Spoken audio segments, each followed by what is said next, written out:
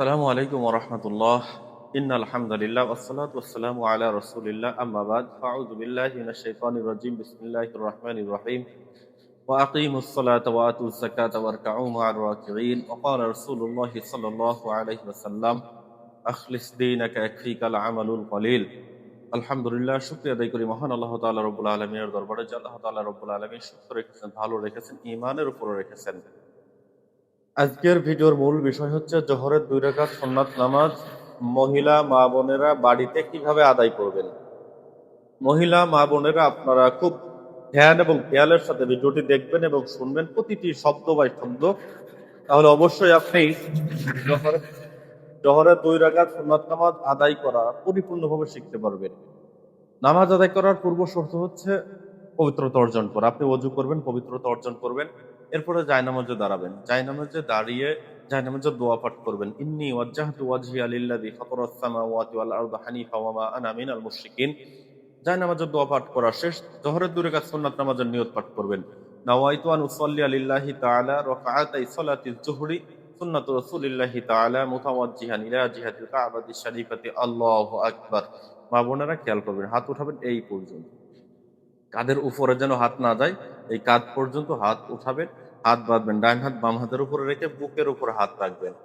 এরপরে পড়বেন সানা সুবহানাকা আল্লাহুম্মা ওয়া বিহামদিকা ওয়া তাবারাকা ইসমুকা ওয়া তাআলা জাদ্দুকা ওয়া লা ইলাহা গায়রুক। সানা পড়া শেষ। আউযু বিল্লাহি মিনাশ শাইতানির রাজীম। বিসমিল্লাহির রহমানির রহিম পাঠ করে সূরাতুল ফাতিহা পাঠ করবেন। বিসমিল্লাহির রহমানির রহিম। আলহামদুলিল্লাহি রাব্বিল আলামিন আর রহমানির রহিম মালিকি ইয়াউমিদ্দিন ইয়্যাকা না'বুদু ওয়া ইয়্যাকা নাস্তাঈন ইহদিনাস সিরাতাল মুস্তাকিম সিরাতাল লাযীনা আন'আমতা আলাইহিম গায়রিল মাগদুবি আলাইহিম ওয়ালাদ-দাল্লিন।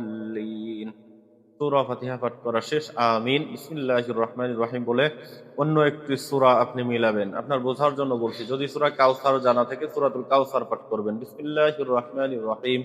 ইন্না আ'তাইনাকাল কাউসার ফাসাল্লি লিরাব্বিকা ওয়ানহার ইন্না শানিআকা হুয়াল আবতার। সূরা পাঠ করা শেষ। আল্লাহু আকবার বলে রুকুতে যাবেন। রুকুতে যে রুকুর তাসবিহ 3 বার পাঠ করবেন। সুবহানা রাব্বিয়াল আযীম।